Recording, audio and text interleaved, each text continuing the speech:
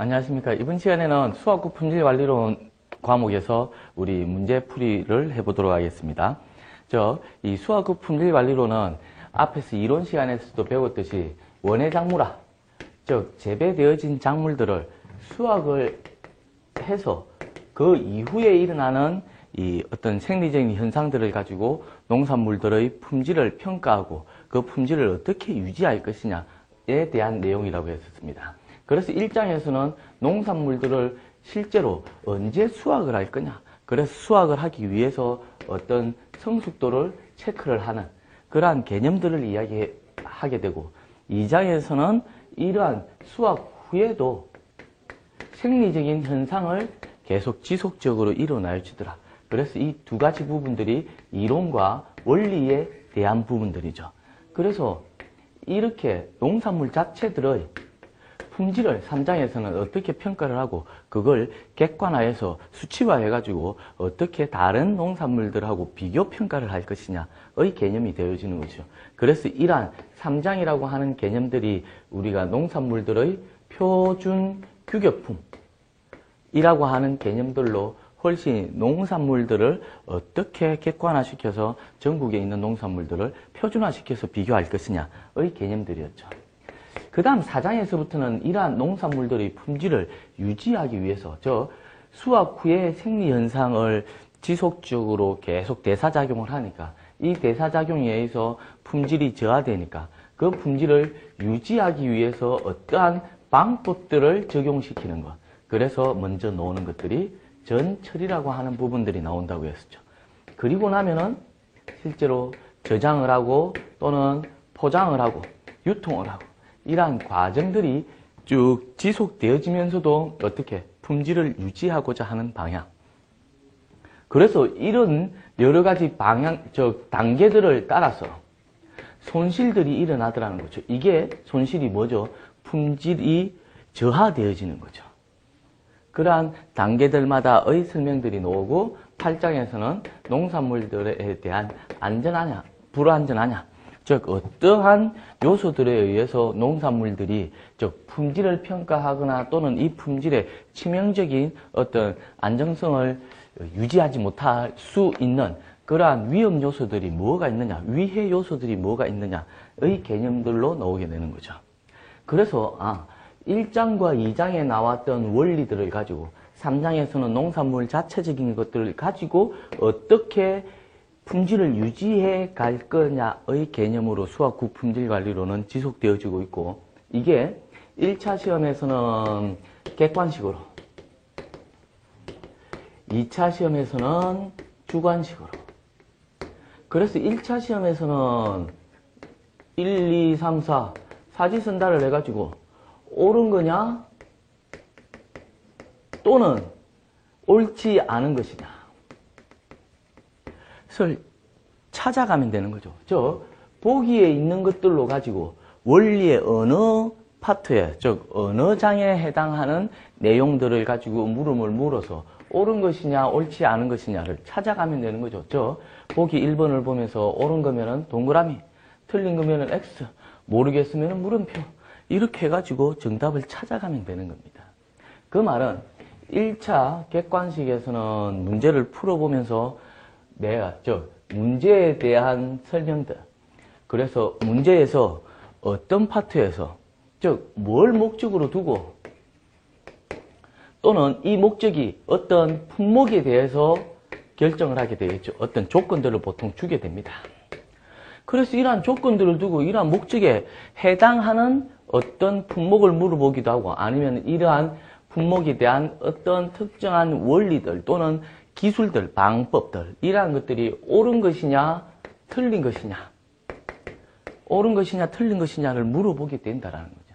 그러면은 이 문제 한 문제를 보면서 어떤 파트에서 이 문제가 뭘 물어보고 있고 거기에서 옳은 것을 맞춰야 되는지 틀린 것을 맞춰야 되는지 보기를 보면서 내가 이론서에서 공부했던 내용들을 머릿속에서 분리를 해가지고 구분을 할 수 있느냐 없느냐의 개념이겠죠.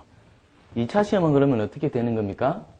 문제에 대한 것들이 2차 시험에서는 그대로 나오는 거죠. 보기는 없이 그 말은 2차 시험에서는 이것들을 가지고 내가 보기의 내용을 써갈 수 있느냐의 개념이겠죠. 뭐 처음에는 단답형의 개념이니까 처음에 거는 단답형, 즉 어떠한 원리로 어떠한 용어들을 가지고 설명을 하고 있느냐의 개념이 되겠고, 그 다음 서술형은 어떻게 되겠죠? 이 서술형은 내가 이 보기들을 원리에 맞춰서 1장과 2장에 해당하는 원리에 맞추어서 어떤 품질관리 기술 부분이 나올 테니까 품질을 유지할 수 있는 전처리, 저장, 포장, 유통 등과 같은 기술들을 연결을 할 수 있어야 되겠죠. 즉 이걸 내가 서술형으로 쓸 수 있어야 된다라는 말입니다. 뭐가 되겠죠? 어떤 품목에 대한 어떤 내가 원하는, 출제자가 원하는 어떤 원리들, 내용들을 물어보겠죠. 그래서 그 원리의 내용들을, 즉 이론적인 부분들을 쓰고 그것들의 품목에 따라서 어떤 특징을 가지고 있는 것에 대한 것들을 쓸 수 있느냐 없느냐, 그래서 그 방법들을 내가 효율적으로 사용할 수 있느냐 없느냐를 주관식으로 쓰는 것들이 이 수학후 품질관리론의 기본적인 이론서를 공부를 하고 문제를 풀어볼 때 이러한 개념들로 접근을 하셔야 될 겁니다. 그러면 실제적으로 이 수학후 품질관리론 과목은 1차 시험과 2차 시험 그대로 연결되어지는 거니까 1장, 즉 2차 시험에서 수학후 품질관리 기술 부분만 나온다고 나와 있지만은, 즉 공시를 해놓고 있지만은 이것들은 이때까지 문제가 출제되어져 있는 것들, 즉 출제되어졌던 것들을 보니까 다 원리를 설명하라. 어떤 조건에, 즉 조건에 맞는 방향으로 원리를 설명하라 라는 거죠. 즉 뭐죠? 이 조건에 맞는 결과, 이 결과는 정답이 될 거고 거기에 대한 이유는 뭐 원리를 가지고 이 조건에 맞게끔 설명을 할 수 있느냐라는 겁니다. 그게 1차 시험에서는 대체적으로 객관식으로 나오니까 아주 편하게 접근을 할 수 있다라는 것이죠. 그러면은 먼저 1장 우리 수학 부분부터 객관식 문제를 한번 풀어보도록 하겠습니다. 270페이지에 있고요. 1장에서 나오는 이 수학이라고 하는 개념들은 앞에서도 이야기했듯이 농산물 각각의 수학을 다 다르게 하더라. 즉 성숙도에 따라서 다 다르게 하더라라는 개념, 그것들을 우리가 이론서에서 배웠으니까 문제들을 보면서 어떤 내용들이 나오고 있는지 한번 보도록 하겠습니다. 1번 성숙도에 대한 설명 중 옳은 것, 즉 성숙도라고 했고 그것들의 보기에 보니까 보기 1번은 고추와 오이, 즉 품목들에 따른 성숙도를 어떻게 기준을 두고 있느냐에 대한 내용이겠네요. 보기 1번 보니까 고추와 오이는 생리적으로 성숙해야 이용이 가능하다. 농산물들을 볼 때는 어떻게? 식물의, 즉 생산물들의 생장 곡선을 이렇게 가지고 있는데 농산물들마다 엽경체류들은 생육 초기에, 그 다음 훨씬 더 고추와 오이와 같은 풋고추, 오이와 같은 것들은 성숙을 하기 완전, 즉 비대생장을 한참 하고 있는 중에, 그 다음에 과체류와 과일들은 성숙기에 수확을 하는 개념들을 볼 수가 있는 거죠. 즉 이러한 그래프 하나만 가지고도 농산물들의 기본적인 성숙도를 체크할 수 있겠죠. 거기다가 이 그림이 나오면 뭐가 되는 거죠? 호흡량. 즉 농산물들이 초기에는 호흡이 많고 성숙기 갈 때까지 호흡이 떨어지다가 성숙 초기에 호흡이 급등하는 놈도 있고 비급등하는 놈들이 있더라. 이러한 개념들이 2장에 계속 연결되어지는, 즉 1장에서 이야기하는 품목들을 가지고 품목들의 특징들이 어떤 농산물이기 때문에, 어떤 원의 산물이기 때문에 이러한 성질을 가지고 있는지를 바로 연결해서 볼 수 있는 거죠. 그 말은 고추와 오이는 생리적으로 성숙해야 되는 게 아니고 원래적, 상업적으로 성숙할 때 이용을 할 수 있다라는 거죠. 즉 수확을 할 수 있다라는 거죠. 보기 2번, 엽근체류는 대개 원회적으로 성숙하면 수확한다. 그래서 일찍 수확을 하는 거죠. 즉 성숙기에 과일이 맺히기 전에. 그럼 2번이 옳은 게 되겠네요. 3번, 성숙도를 판단하는데 크기와 모양은 고려하지 않는다. 얘네들은 뭐 원해작물학에서도 이야기했듯이 품종을 결정하는 유전자에 따라서 결정이 되어져 있는 거죠. 보기 4. 만개의 일수는 해마다 기상이 다르기 때문에 성숙도와는 관련이 없다가 아니고 만개의 일수가 해마다 기상이 다르기 때문에 매년마다 꽃이 일찍 피는 해는 수확기가 좀 당겨진다고 했죠. 그래서 그러한 개념들을 가지고 농산물들을, 즉, 이 생리적으로 성숙되어지는 과체류에서 만개의 일수라고 하는 성숙도의 기준을 주로 많이 쓴다라고 했습니다. 그러니까 옳은 것은 2번이 되겠네요. 이렇게 문제 하나를 볼 때에, 원해작물학과 수학후 품질관리론의 품목들, 즉, 품목들의 특성들을 가지고 그 품목들의 생리적인 현상들을 연결을 해가지고 기억을 하면은 훨씬 더 좋은, 즉, 문제를 보면서도 이론수를 복습하는 개념들이 쉽게 공부가 되겠죠. 자, 2번부터는 조금 더 빠르게 가보겠습니다. 생리적 성숙기에 도달했을 때 수확하는 원해작물로 옳지 않은 것, 틀린 것입니다. 그래서 생리적 성숙과 원해적 성숙을 구분을 할 수 있으면 되는 거죠. 그러면 뭐 과체류와 과일, 보기에 나왔네요. 사과, 수박, 애호박, 토마토 다 꽃이 피어서 수확하는 것들인데 여기에서도 애호박은 훨씬 더 상업적 성숙 상태, 원해적 성숙 상태죠. 그러니까 3번이 옳지 않은 것이 되는 거예요. 문제 3번은 원해산물 중에서 상업적 성숙이 생리적 성숙보다 더 늦은 것은, 이 말은 뭐죠? 생리적으로 성숙해가지고 수확을 했는데 더 늦게 이용이 가능하다. 뭐죠? 후숙해서 이용을 할 수 있는. 그래서 후숙해서 이용을 할 수 있는 게 뭐가 있냐라는 거죠. 호두, 사과, 수박, 단감 다 여기에서 첨가로 많이 이용하는 건데 곽과류, 즉 호두가 수확을 해서 좀 더 두었다가 먹을 수 있는 그러한 부분들이 되는 거죠. 그래서 1번이 정답이 되겠고요. 4번 생리적 성숙 단계에서 수확되는 원해산물만을 옳게 고른 것은, 즉 보기 5개 주고 거기에서 3개씩 골라 있는데 생리적으로 성숙하는, 즉 식물학적으로 성숙한 것만 골라라는 거죠. 다 과체류, 과일이 되겠죠. 거기에서도 애호박, 오이가 상업적 성숙, 원해적 성숙에 해당하는 거니까 니은, 미음만 빠져있는 기역, 디귿, 리을, 즉 수박과 참외, 사과가 생리적 성숙 단계에서 수확되어지는 원해산물이 되겠네요. 문제 5번, 원해산물의 수확 적기를 판정할 때 고려해야 할 사항으로 옳지 않은 것, 틀린 겁니다. 즉, 수확 적기를 판정할 때 각각의 농산물들마다의 성숙도의 기준들, 그래서 그 기준들을 어떻게 두고 있느냐. 1번 보니까 각 품종에 맞는 고유의 색택이 발현될 때 수확한다. 저 유전적으로 크기 모양이 변해지고 그 다음에는 색깔이 착색되어지는 형태를 보고 수확을 한다라고 그죠. 보기 2번은 만개의 일수는 해마다 기상이 다르기 때문에 고려하지 않는 것이 옳은 게 아니고 해마다 다르기 때문에 만개의 일수 과체류 과일들은 만개의 일수 기준으로 이 수확 적기를 판정하고 있는 것이죠. 그러니까 2번이 옳지 않은 틀린 것이 되겠네요. 보기 3번. 과일의 성숙기에 기때 호흡량의 변화를 관찰한다. 그게 뭐죠? 호흡 급등이 일어나느냐 일어나지 않느냐의 형태를 보고 수확 적기를 판정하는 것.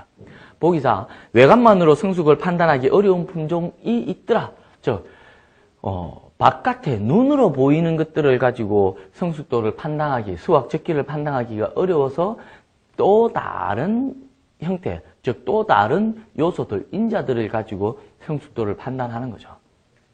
그래서 뭐 크기, 모양 또는 색깔 등등등을 보면서도 또 좀 더 성숙도에 잘 이루었는지를 평가하기 위해서 만개의 일수 또는 내부의 씨가 얼마만큼 발류, 즉 저장 양분을 잘 축적을 했느냐, 또는 당도가 얼마만큼 올라갔느냐, 또는 산도가 얼마만큼 떨어졌느냐의 개념들을 가지고 여러 가지 접근을 해서 각각의 품목들마다 수확 적기를 판정하려고 노력하고 있는 것이죠.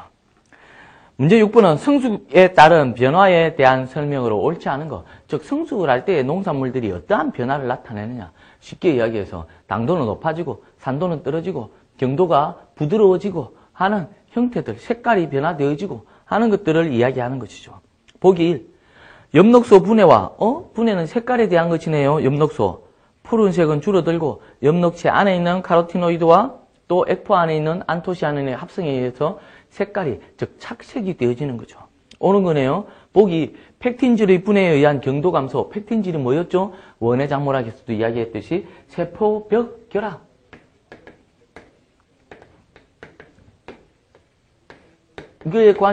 이 결합을 펙틴 결합이라고 한다. 그래서 불용성이던 펙틴 결합이 수용성화, 즉 분해되어지면서, 가수분해되어지면서 연화, 그걸 경도의 연화, 저하라고 이야기하는 것이죠. 그러니까 이것들은 또 뉴턴, 경도 단위를 가지고 평가를 하고 있는 것이죠. 보기 3번은 가용성 고용물의 증가, 이게 뭐죠? 당도의 향상, 그리고 휘발성, 향기 성분 발달, 이것도 에스테로 화합물들. 그러니까 1번, 2번, 3번은 다 맞겠네요. 뒤에 넘어가서 보기 4번. 모든 과실의 성숙에 따른 호흡량과 에틸렌은 증가가 아니고 줄어들 수도 있는, 즉 지속적으로 줄어드는 비호흡 급등형도 있더라. 그래서 모든 것은 일치하지 않더라. 그래서 호흡 급등형과 비호흡 급등형으로 나타내어지는 거죠. 그래서 4번이 옳지 않은 게 되겠네요. 7번. 과실의 숙성 중 나타나는 색 변화 요인으로 옳은 것은 숙성시키는 성숙 후에 이제 뒤에 일어날 것이죠. 생장곡선 이후에 일어날 성숙 후에 이제 노화 또는 숙성이라고 이야기되어지는 것이죠. 이 과정에서 일어나는 관련된 변화 요인들, 어떤 색깔의 변화 요인들이라고 했네요. 그래서 색깔의 변화 요인들이니까 색소 성분들의 변화를 이야기하겠죠. 그러면 기본적으로 뭐였죠? 엽록소는 분해되어지고 색소는 합성이 되어져야 되겠죠. 보기 1, 캡산틴, 붉은색 고추가 가지고 있는 캡사이신에 해당하는 관련된 분자식이 비슷한 이 색소 성분이 되겠네요. 그것들이 분해돼 합성이 되어져야 되겠죠.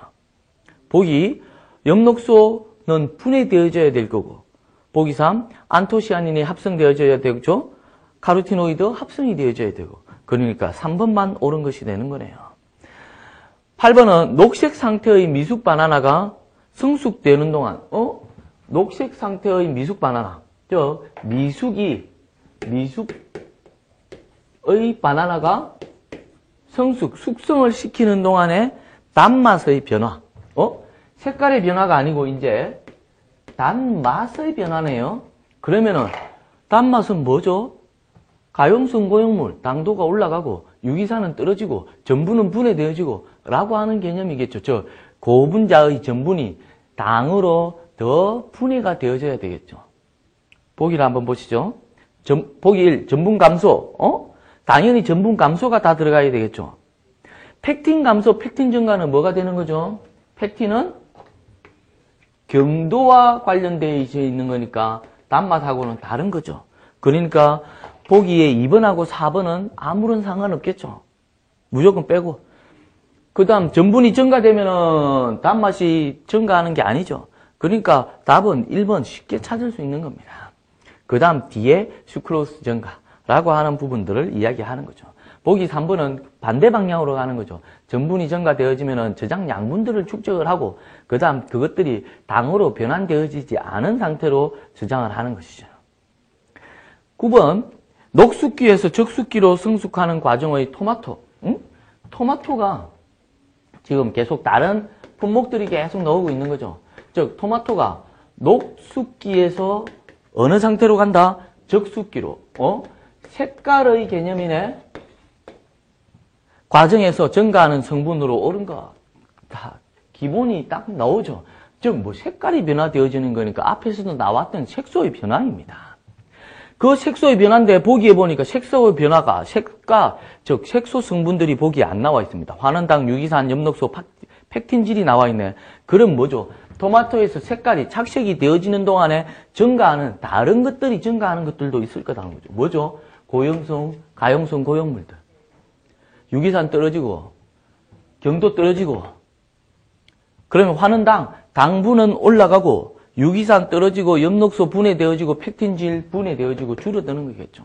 그러니까 1번만 증가되어지고 보기 2번, 3번, 4번은 감소되어지는 거죠. 분해되어지는 거니까. 10번. 원해작물의 수학 시기와 관련된 설명으로 옳지 않은 거. 이것들도 똑같은 개념들이죠. 수학 적기를 판정하기 위한 성숙도, 기준들에 관련된 설명입니다. 보기 1. 각 품종에 맞는 고유의 색택이 발현될 때 수확한다. 색깔 변화.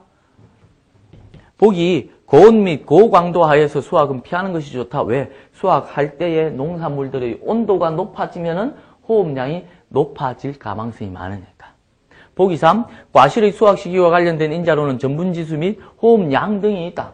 전분 분해, 호흡량 급등 등등등을 체크하는 거죠.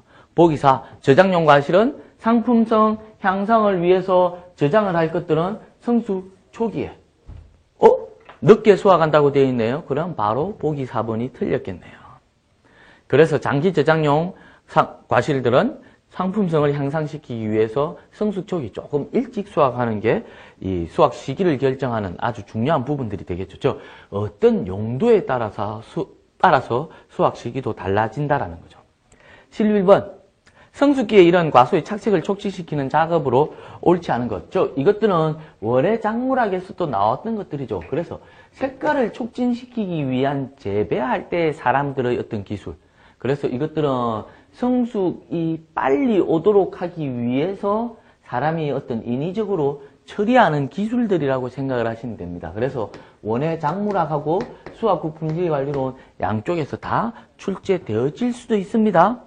색깔을 촉진시키기 위해서는 어떤 게 필요하다? 광이 필요했던 거죠. 기본적으로. 또는 수분을 차단시키는 것. 왜? 얘네들은 질소 성분의 흡수를 줄이기 위해서.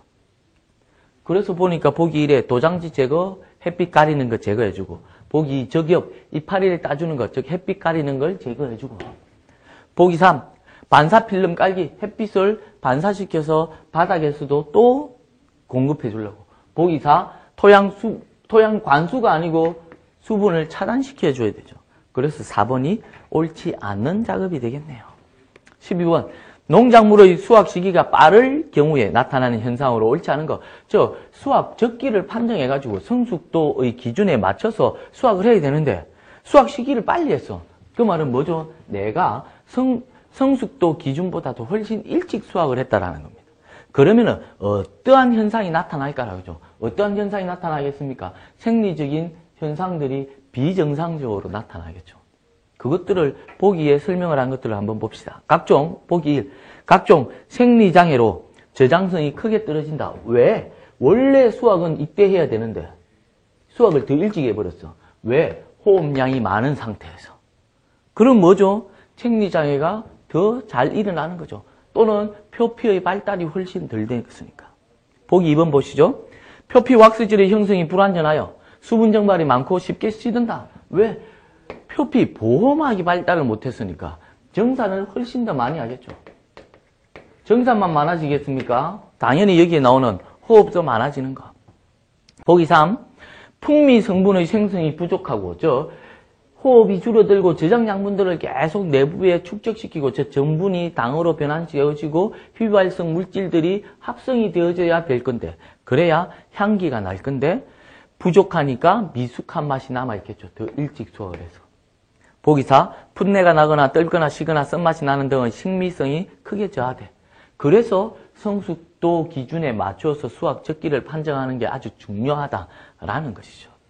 당연히 이러한 12번 문제를 보면서 어떻게 되겠죠? 그러면은 일찍 수확을 한 것하고 늦게 수확을 한 것하고 두 가지의 다 기준들을 봐야 되겠죠. 늦게 수확을 하면 어떻게 합니까?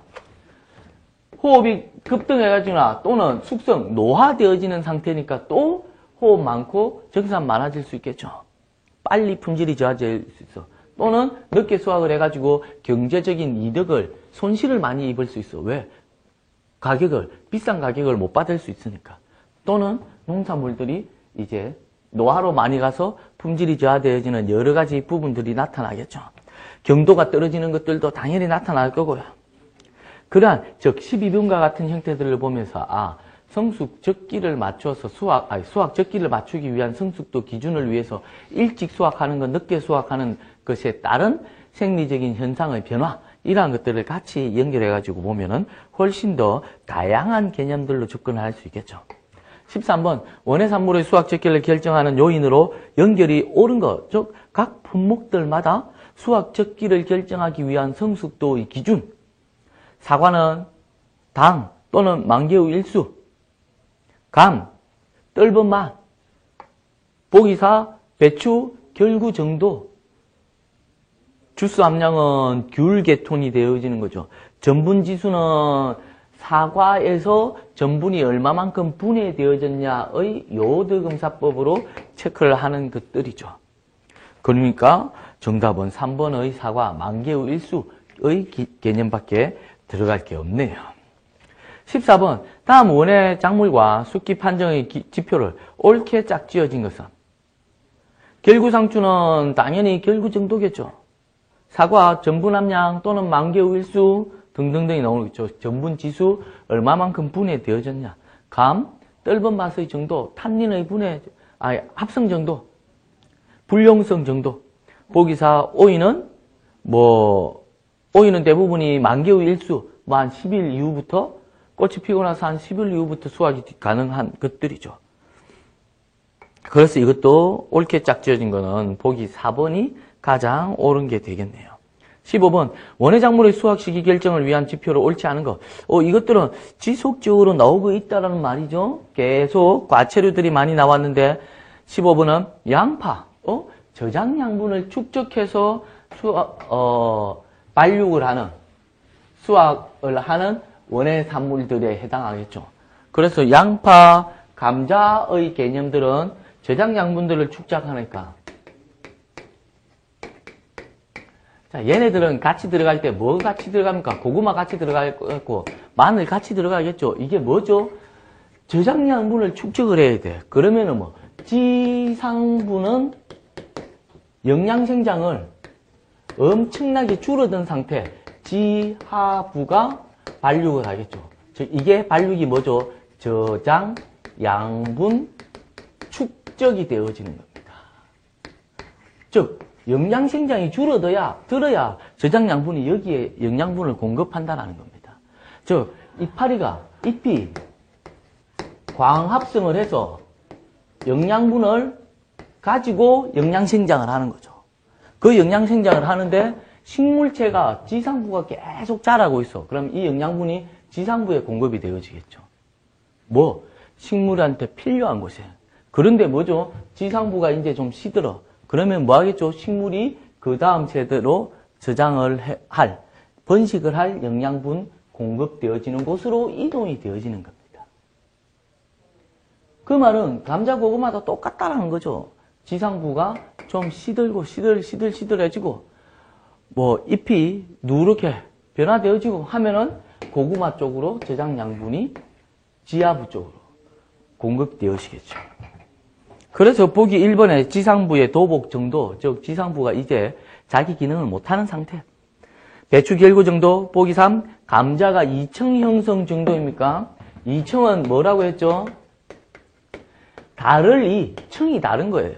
그래서 식물체, 나무가 가지고 있는 거에서 과일을 달리고 있는 이 층이, 즉 가지와 과일 꼭지하고의 층이 분리가 되어지도록 하는 거죠. 뭐에 의해서? 에틸렌에 의해서. 그걸 떨어지지 못하도록 옥신 처리를 하면은 낙과 떨어지지 않도록 유지를 시켜주는 거죠. 그래서 2층 형성 정도는 대부분이 과일에서 많이 이야기를 하죠. 특히 사과, 배, 복숭아도 포함되겠죠. 다만 이러한 2층 형성 정도가 잘 일어나지 않는 과일들에서는 단감, 그 다음 포도와 같은 경우에는 이러한 2층 형성 정도에 따라서 구분을 하기가 힘들어지는 거죠. 그 말은 보기 3번 감자도 지상부에 누렇게 뜨는 정도, 즉 지상부의 영양 생장이 줄어드는 상태를 표현하면 되겠죠. 고추도 개화 후에 일어나는 이 날짜의 기간에 따라서 잘 체크를 할 수 있는 과체류에 해당합니다. 16번 김장용 배추의 수확기에 이르렀을 때 겉잎을 모아서 묶어주는 이유로 옳은 것. 원의 작물학 개념이네요. 원의 작물학 개념입니다.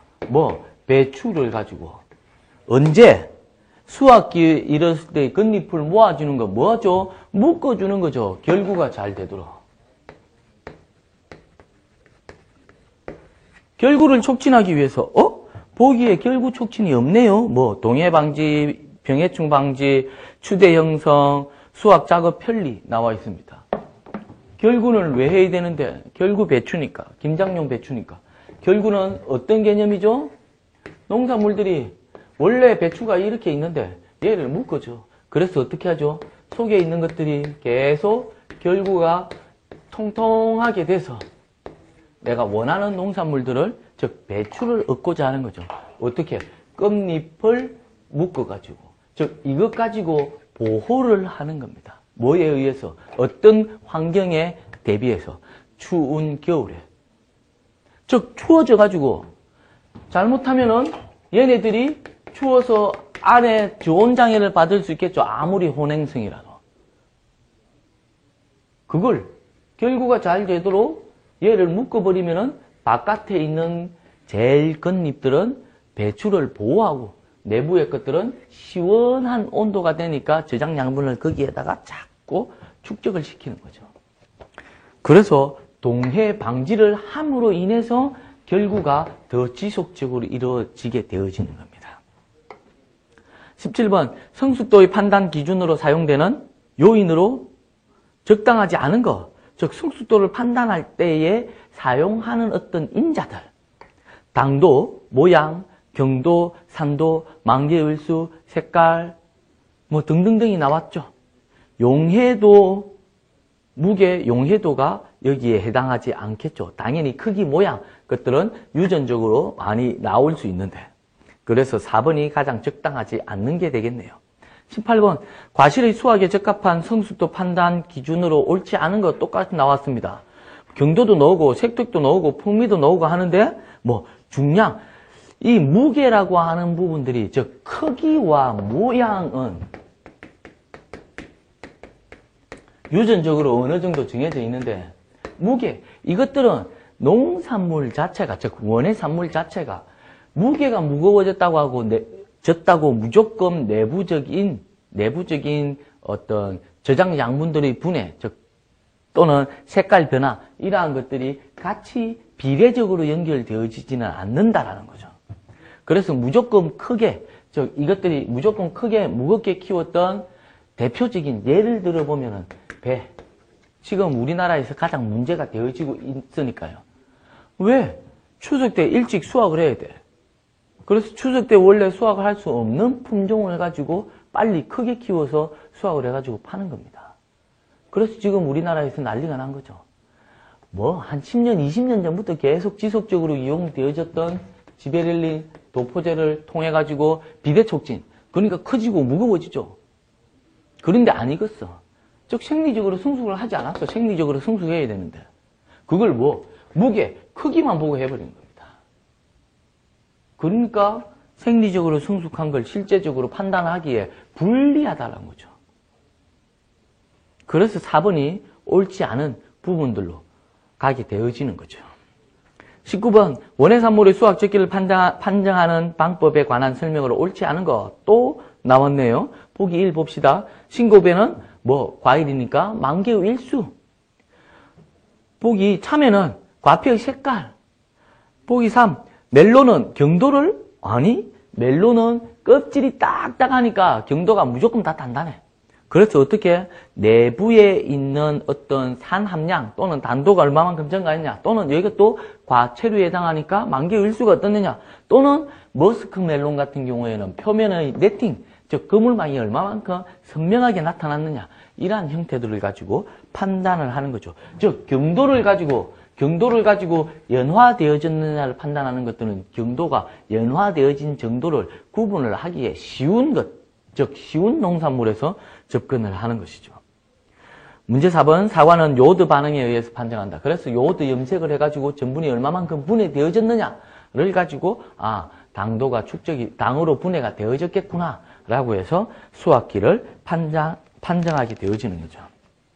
그래서 옳지 않은 것은 3번이 되겠네요. 20번 수확기 판정에 사용하는 전분의 함량을 측정하는 방법에 대한 설명으로 옳은 것, 전분이 얼마만큼 분해되어졌느냐, 뭐죠? 요오드 반응법. 보기 1. 사과에 많이 이용하고 요오드 검사로 간단하게 측정할 수 있다. 그래서 사과가 이렇게 있어.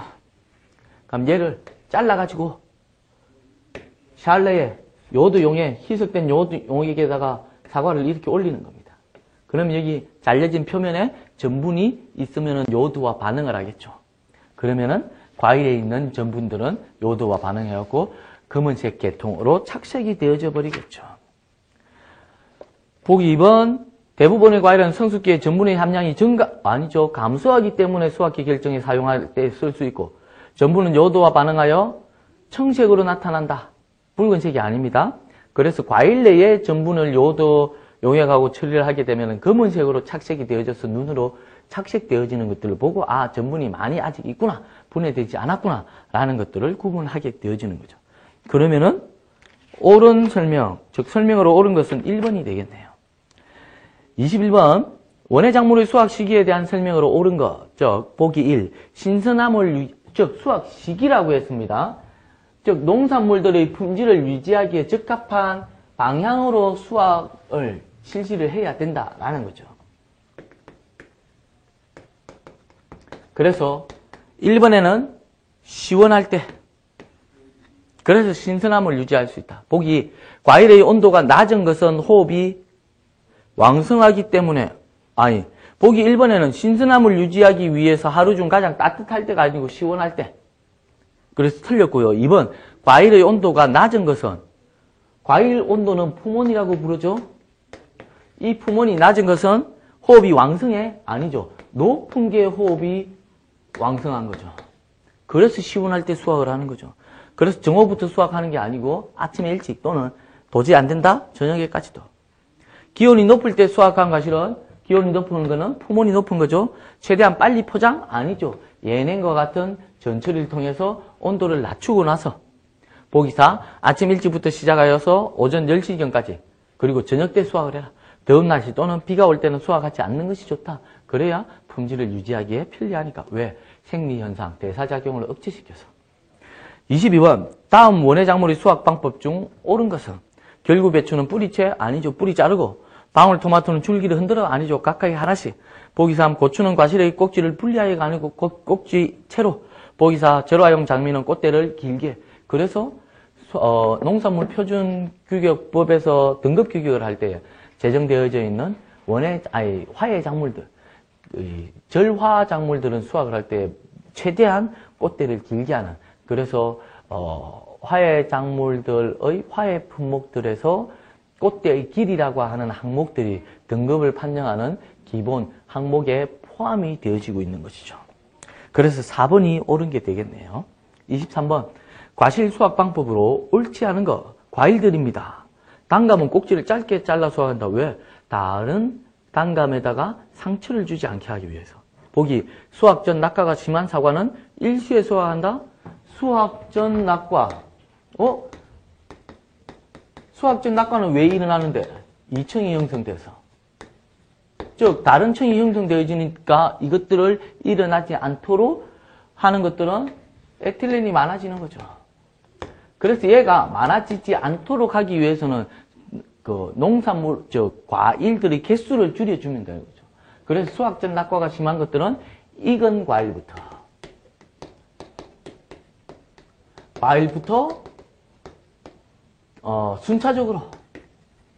순차적으로 수확을 해. 그러면은 품질 좋은 과일들을 그대로 인력적으로 계속 지속적으로 수확을 하면 수확 전 낙과가 훨씬 더 줄어들게 되어지죠. 그래서 단위 수확량도 늘어나게 되는 거고요. 일시에 수확을 하는 게 잘못된 부분이죠. 일시에 수확을 해보면 뭐죠? 각각의 나무들마다 또는 과일들마다 생리적인 성숙도 자체가 차이가 나는데 일시에 수확을 해보면 품질이 차이가 엄청나게 나겠죠. 보기 3. 양조용 포도는, 즉 가공용 포도는 가능한 완숙시켜서 수확을 한다. 맞죠? 보기 4. 복숭아는 1일 이상, 비가 온 후에는 2, 3일 경과한 다음에 수확한다. 물의 수분에 의해서 내 습성이 약해. 특히 어떤 품목이? 복숭아가. 복숭아 하면은 핵과류가. 같이 연결해도 되죠. 그래서 비가 하루라도 오면은 한 2, 3일 정도 지나고 나서 수분이 좀 빠져나가고, 즉 왜? 수분이 흡수되어지니까 그게 과일까지 들어와서 과일의 가용성, 고용물, 물이 비율이 높아져 버리니까 당도가 확 떨어지겠죠.